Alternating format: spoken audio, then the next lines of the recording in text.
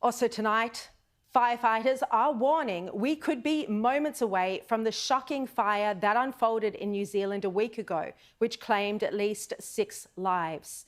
Exclusive internal government documents we can reveal show that the fire fleet in New South Wales is ageing. There's been chronic underfunding to replace broken down fire trucks, and firefighters say parts of the state haven't had an aerial fire truck in 2 years, and I'll name those areas in a moment.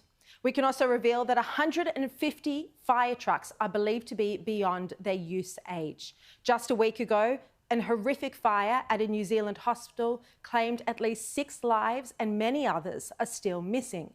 It is being treated as arson, but the New Zealand Fire and Emergency Chief Executive Kerry Gregory on Thursday highlighted problems in their own fire service. The legacy condition of many of our stations and the fleet varied significantly from what we would consider as fit-for-purpose vehicles to those some that are barely safe to use. It will take significant investment to improve and replenish the main assets until we can address the modernisation of that fleet. This will continue to happen.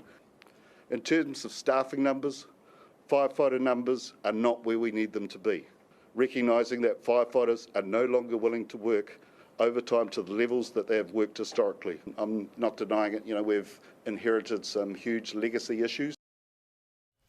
Well, tonight we can exclusively reveal that internal New South Wales government documents show these same problems are happening here. And tonight, firefighters are coming on my program to speak publicly about this. They say a similar tragedy to New Zealand is an accident waiting to happen. And they're speaking out about what they say are soaring fire fatalities, dwindling firefighter numbers, and a lack of resources. Here's what these leaked internal government documents say.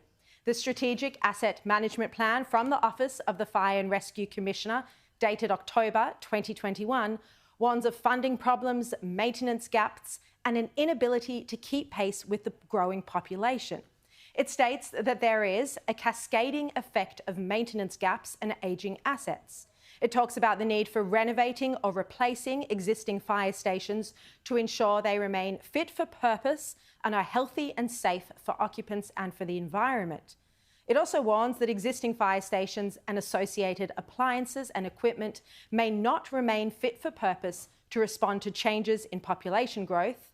It states this has not been funded at the appropriate level, meaning that the backlog continues to grow to the point it will achieve a critical mass.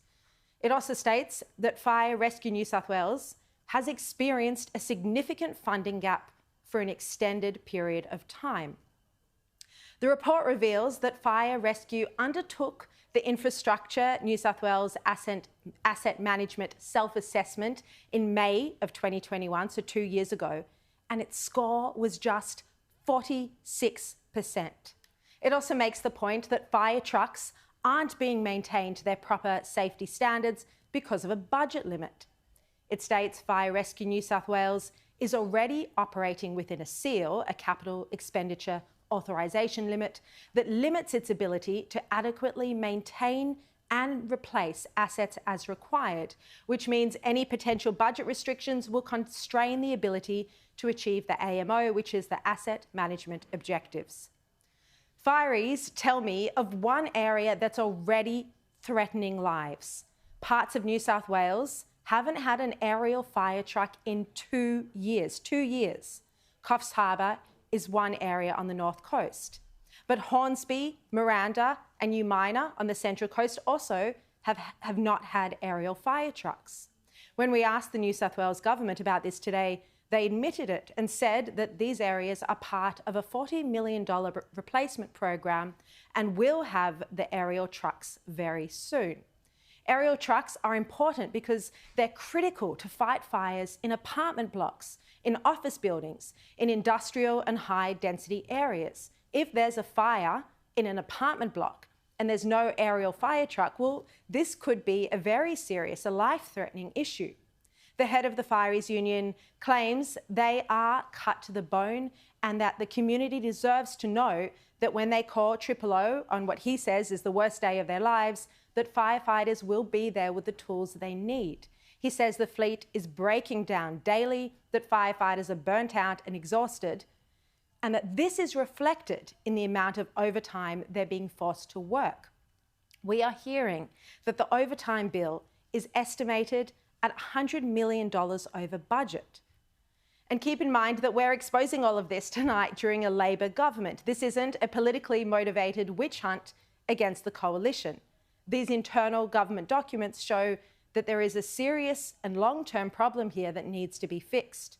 In response to my questions today, the New South Wales government said it had commissioned research that builds on Fire Rescue's achievements in community safety, such as improvements to the National Construction Code.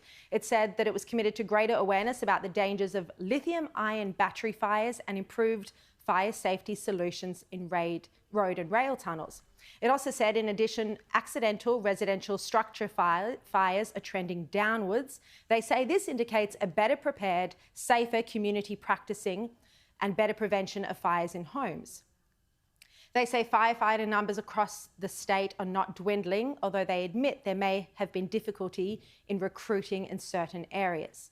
They say, as an organisation, we are continually looking to recruit and train our next generation of firefighters across metro and regional areas.